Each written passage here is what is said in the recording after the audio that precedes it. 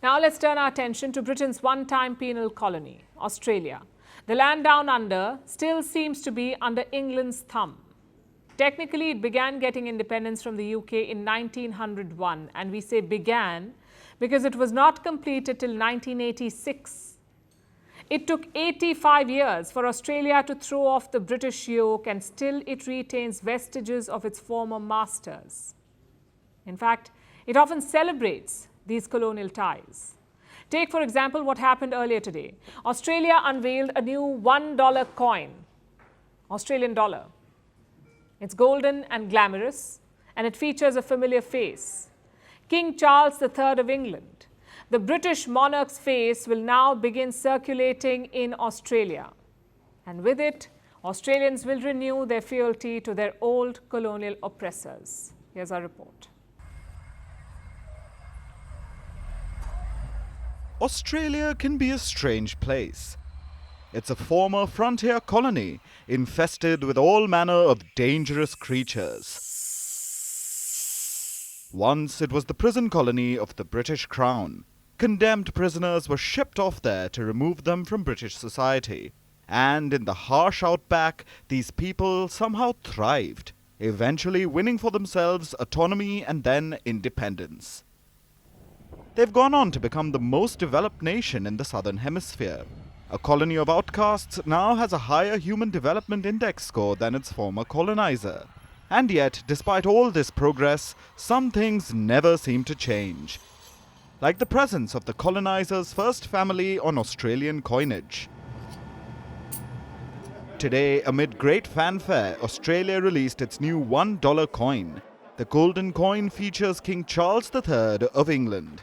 He's seen without a crown, staring far off to the left. This is in contrast to coins featuring his mother. Old Queen Elizabeth featured her right profile. The directional change is all part of tradition, continuing a trend that has lasted centuries. Australia's Assistant Treasury Minister revealed all this with a great deal of excitement. The new effigy is designed by the Royal Mint in London and has royal approval. This is a historic day. For 7 decades, Australians have seen a queen on their coins. This will be the first time for most Australians that they have held a circulating coin which has a king on it rather than a queen. I'm really excited to announce that the first circulating coin to have the effigy of the king will be the $1 coin. It'll be the iconic Mob of Ruse coin, which has been circulating in Australia since 1984. We expect to have those coins out in people's hands by Christmas. By Christmas, about 10 million of these coins will be in circulation. Then there will be others. 5, 10, 20 and 50-cent coins will soon feature Charles III. $2 coins as well.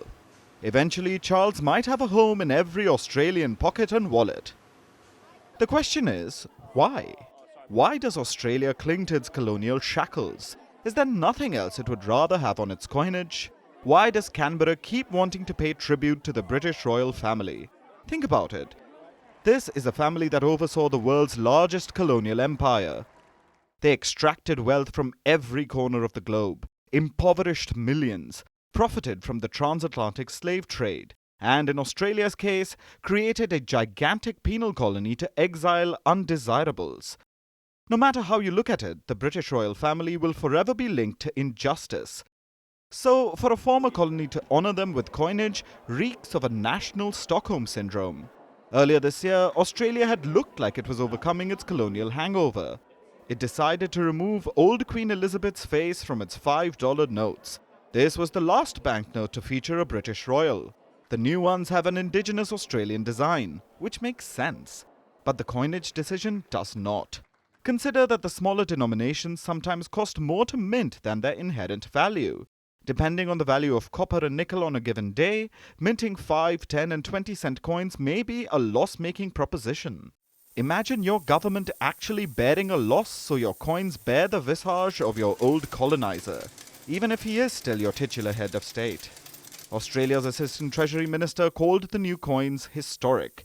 It would have been truly historic had Australia decided to oust the British royals from their currency completely. But it seems Canberra isn't ready for that. Perhaps by the time William or George take the throne, Australia will have had enough. For now, though, Charles will get to line Australian pockets for years to come.